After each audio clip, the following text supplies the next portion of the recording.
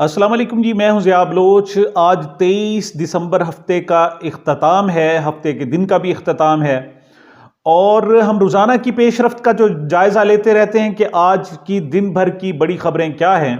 लेकिन आज मुनासिब होगा कि जब से ये पाकिस्तान में इलेक्शन का बाकायदा आगाज़ हुआ है और कागजात जमा कराने के जो पहले 4 दिन गुजरे हैं, अगर उन 4 दिनों का जायजा लिया जाए तो एक वाइडर जो पिक्चर है, एक वसी जो तस्वीर है वो हमारे सामने आ जाती है और हमें कुछ अंदाज़ा लगाना शायद आसान हो जाए कि ओवरऑल सूरत किस तरफ बढ़ रही है। उससे हमें यह भी अंदाज़ा हो जाएगा कि इस्टेब्लिशमेंट की पोजीशन क्या है, नून लीग में अचानक ये सरासीमगी और परेशानी क्यों पैदा हो गई है और दूसरी तरफ पाकिस्तान तहरीक इंसाफ में एक कॉन्फिडेंस क्या पैदा हुआ है। आखिर इन 4 दिनों में पीटीआई ने क्या खोया और क्या पाया है।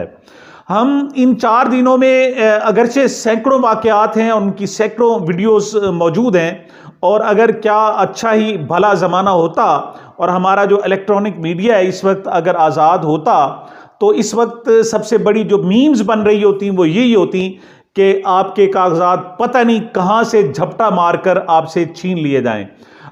सबसे बड़ा वाकया हमारे यहाँ गुजरात में हुआ कि चौधरी शुजात की हमशीरा चौधरी शुजात जो इस वक्त हुकूमत के इत्तेहादी हैं, उनकी अपनी बहन के हाथ से कचहरी के अंदर पुलिस वालों की मौजूदगी में कागजात छीने गए और 2 खवातीन को बिल्कुल हरासा जदोकोब किया गया। उसकी वीडियो मौजूद है और वो शख्स जब कामयाब नहीं हुआ और उन खवातीन ने अपनी बुढ़ापे के बावजूद वो कागजात बचा लिए तो वो ऐसे खड़ा हो गया जैसे कुछ हुआ ही नहीं और पुलिस वाले भी उसको ऐसे देख रहे हैं कि ये कोई रूटीन का मामला है। तो हमारे यहाँ जो पाकिस्तान में कागजात की नॉमिनेशन पेपर्स की जो छीना झपटी है वो एक मामूल बन गई है और पाकिस्तान में चाहे उसके वजीर आजम भी हो और यहाँ की निगरान हुकूमत हो, यहाँ की इलेक्शन कमीशन हो, वो तमाम वाकयात को इनफरादी वाकयात कहकर उस पर पर्दा डाल रही हैं। लेकिन इस वक्त इनके पर्दा डालने से ये मामला मकामी से ज्यादा इंटरनेशनल बन गया है। अब इन 4 दिनों में अगर इंटरनेशनल मीडिया पर अगर पाकिस्तान के इलेक्शन के हवाले से खबर आती है तो वो यही आती है कि वहां एक अपोजिशन को बिल्कुल दबाया जा रहा है। उसके जो भी उनके कंटेस्टेंट हैं अपोजिशन के, पाकिस्तान तहरीक इंसाफ के, उनके कागजात छीने जा रहे हैं, उनको गिरफ्तार किया जा रहा है, उनके घरों पर क्रैकडाउन किया जा रहा है। ऐसा ही एक वाकया जनाब इमरान खान साहब के कागजात जमा कराते हुए भी पेश आया, जब खुद सदर लाहौर बार वो कागजात लेकर अदालत पहुंचे, रिटर्निंग ऑफिसर के पास पहुंचे तो उनका सामना पुलिस से हुआ और पुलिस ने कहा जी कागजात पहले आप हमें चेक कराएं और बताएं कि ये किसके कागजात हैं, उसका जनाब तायद कुनिंदा और तजवीज़ कुनिंदा कौन है। अब पुलिस की ये बताने की मामलात नहीं थे और क्या ही भला हो जिसने सोशल मीडिया ईजाद किया कि वहाँ पर सैकड़ों कैमरे मौजूद थे और उन्होंने वो सारी गुफ्तगू पुलिस और वकला के दरमियान जो हुई वो उसको अपने कैमरे में कैद कर लिया और वो पूरी दुनिया तक पहुंचा दिया। ये वो जनाब वीडियोस हैं जो इस वक्त ना सिर्फ इलेक्शन कमीशन के लिए बल्कि निगरान हुकूमत के साथ साथ हमारी जो इस्टेब्लिशमेंट है उसके लिए भी ये बदनामी का और निदामत का बायस बन रहे हैं। यही वजह है कि एक 4 दिनों के अंदर अंदर एक नैरेटिव शेप हो गया है कि ये जो पाकिस्तान में इलेक्शन हो रहे हैं ये इलेक्शन नहीं है, दर हकीकत सिलेक्शन हो रही है।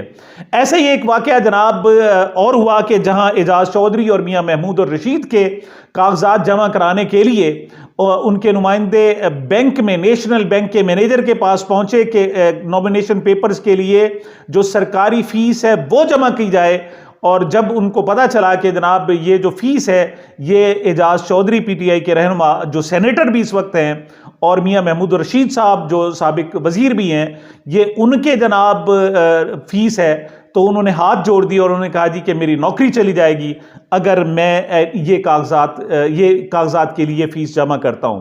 तो ये जनाब वो मामलात हैं जिन्होंने पूरी की पूरी देग को ही, एक कहते हैं ना जी, एक चावल खाने से पूरी देग का अंदाजा हो जाता है, इसने पूरी की पूरी देग को ही गंदा कर दिया है। और ये छाप लग गई है कि पाकिस्तान में इलेक्शन नहीं हो रहे बल्कि सिलेक्शन हो रहा है। ये वो मामला थे जिससे इस्टेब्लिशमेंट के जनाब जो गर्दन थी उसके गिर्द सांस लेना थोड़ा मुश्किल हो गया। और वो उसकी वजह कोई पाकिस्तानी गवर्नमेंट नहीं थी या यहाँ पर कोई शर्म या हया या कोई नदामत का मामला नहीं था, लेकिन जो पाकिस्तान से बाहर इंटरनेशनल पाकिस्तान के इलेक्शन के हवाले से जो क्रेडिबिलिटी कायम करनी थी और दुनिया को बताना था जी कि वाकई हमारे यहाँ जमहूरियत है और यहाँ वाकई इलेक्शन हो रहे हैं और उसमें कोई हल्की फुल्की जनाब बेज़ाब्तगियाँ हो रही हैं, वो इलेक्शन तो पस मंज़र में चले गए और बेज़ाब्तगियाँ जो है वो इंटरनेशनल मीडिया की जीनत बन गई। इससे इस्टेब्लिशमेंट के लिए यहाँ सांस लेना मुश्किल हो गया और इस्टेब्लिशमेंट ने ऐसे थोड़ा सा जर्क लिया है, थोड़ी सी अंगड़ाई ली है और नए एक्टर्स सामने आए हैं। कौन कौन से आए हैं जनाब? उनमें ख़ास तौर पर पीपल्स पार्टी सामने आई है, सरफराज बुगटी का उधर जाना, दूसरी तरफ नूर आलम जो पीटीआई के मुनहरिफ रहनुमा थे उनके बारे में था कि वो यकीनन मुस्लिम लीग नून में जाएंगे, लेकिन उन्होंने भी आज जिस पार्टी का इंतखाब किया तो वो पेशावर की JUI है, जमीयत उलमा इस्लाम फजलुर रहमान ग्रुप है। उससे भी अंदाज़ा होता है कि जो यार लोग हैं उन्होंने शायद मुस्लिम लीग नून से अपनी नज़रें थोड़ी सी साइड पर कर ली हैं।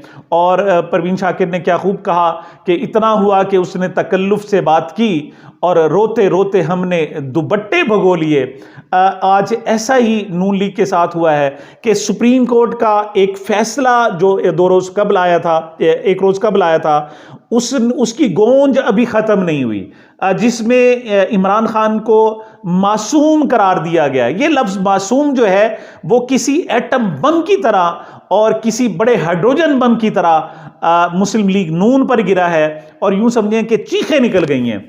आज यके बाद दीगरे 3 रहनुमाओं ने मुस्लिम लीग नून की तरफ से प्रेस कॉन्फ्रेंस की और उन्हें लग ऐसे रहा था कि उनको शदीद तकलीफ का सामना है और उन्हें शदीद परेशानी का सामना है। उसकी वजह यह है कि जो मुस्लिम लीग नून की इस वक्त टोटल उम्मीदें हैं वो इस वक्त इस्टेब्लिशमेंट से हैं। क्यों? उनके पास कैंडिडेट्स हैं लेकिन वोट नहीं है और उन्हें उनकी कामयाबी सिर्फ इसी सूरत मुमकिन है कि अगर आइंदा के इलेक्शन हो रहे हैं उसमें PTI ना हो, इंतखाबी निशान बल्ला ना हो और इमरान खान ना हो। लेकिन साइफर केस में जो इमरान खान की जमानत मंजूर हुई है इससे मुस्लिम लीग नून की नींदें हराम हो गई हैं। उनका कहना यह है कि उनकी जो गुज़श्ता 5-6 माह की मेहनत थी, उनकी 5-6 माह की मेहनत सिर्फ 2 दिन में वो ज़ायल हो गई और वो वहीं आकर खड़े हो गए जहां वो पहले दिन मौजूद थे।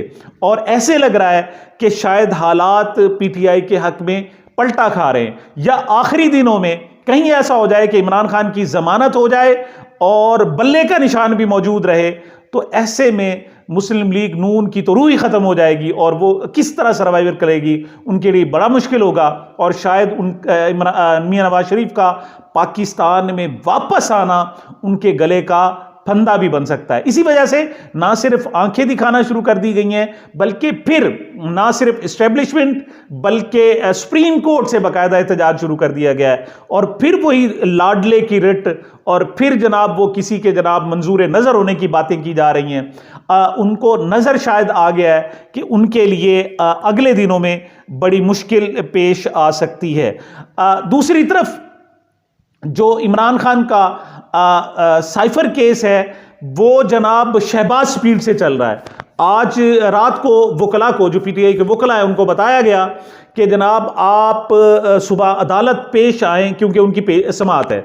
और जब पता चला कि जज साहब 22 गवाहों के साथ वहाँ मौजूद थे और उन्होंने कहा जी 22 गवाहों की आज ही शहादत कलम बंद होनी है और साथ ये भी कि जनाब जो न्यूज़ हो वो आप कवरेज भी नहीं दे सकते उसको, जनाब आप ना सोशल मीडिया ना इलेक्ट्रॉनिक ना प्रिंट मीडिया पर इसकी बात भी नहीं कर सकते।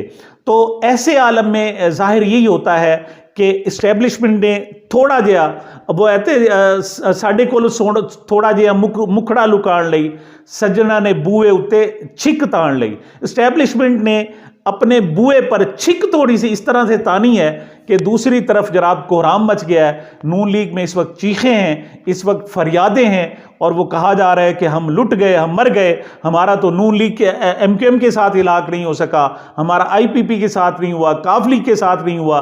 तो ये किस समत में जा रहा है और जो वज़न है वो जरदारी साहब की तरफ पलड़े में वज़न डाला जा रहा है। इस ऐसे में बार बार प्रेस कॉन्फ्रेंस से तो कम से कम बनता ही है। इस तमाम सूरत हाल में 3 इम्कानात हैं।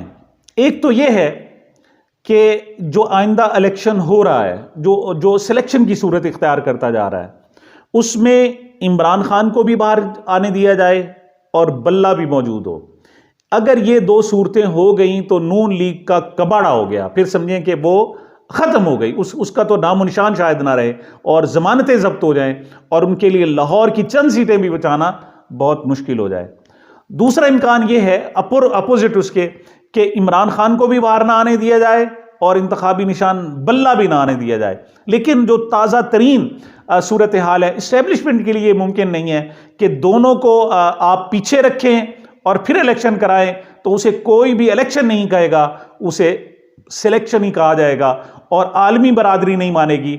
और आइंदा जो आने वाली हुकूमत होगी उसने फिर IMF से भी डील करनी है, आलमी अपने असासे भी बेचने हैं। ऐसी सूरत में कोई भी जो पाकिस्तान की हुकूमत होगी उसे लिजिटिमेसी नहीं देगा, उसे कानूनी अहमियत नहीं दी जाएगी, बल्कि यूं कहा जाएगा कि ये गासिब हुकूमत है जो पाकिस्तान के असासे बेच रही है। इस वजह से एस्टेब्लिशमेंट ने थोड़ा सा साइड लाइन ली है और अब नई एक दरमियानी सूरत की बात की जा रही है। वो ये है कि इमरान खान को तो जेल से बाहर ना आने दिया जाए, लेकिन माफ़ कीजिएगा, इमरान खान को तो जेल से बाहर ना आने दिया जाए, लेकिन बल्ले का निशान बजरिया अदालत बेल्ट पेपर पर रहे। लेकिन हकीकत यह है कि तहरीक इंसाफ ने मुकम्मल तैयारी कर रखी है। अगर इमरान खान भी बाहर नहीं आते, बल्ले का निशान भी नहीं मिलता, तब भी PTI की तैयारी है। लेकिन अगर इन दोनों में से कोई एक चीज भी इलेक्शन तक बाहर आ जाती है, बल्ले का निशान ही आ जाता है, या इमरान खान एक हफ्ते के लिए बाहर आ जाते हैं, तो सूरत हाल बहुत ज्यादा तब्दील हो जाएगी। कल आखिरी दिन है, कल कागजात जमा होंगे। मुझे नहीं नजर आ रहा कि कोई बड़े वसी पैमाने पर लोगों को बिला मुकाबला इलेक्शन जितवाए जाएं और ये कहा जाए कि फलां लोग बिला मुकाबला बन गए, बल्कि इस मरतबा शायद पाकिस्तान की तारीख में सबसे ज्यादा कागजात नामजदगी हासिल किए गए और जो आज़ाद उम्मीदवार हैं उनकी एक लंबी लाइन है। और शायद PTI के लिए जो इलेक्शन के आखिरी 48 घंटे होंगे उसमें किसी भी आज़ाद उम्मीदवार को अपना उम्मीदवार बनाने में खासी आसानी होगी। तो सामीन, ये मेरी अब तक की गुजारिशात थी। मुझे मेरे चैनल को अपनी मोहब्बतों और दुआओं में याद रखिएगा। मिलते हैं छोटे से वक्फे के बाद।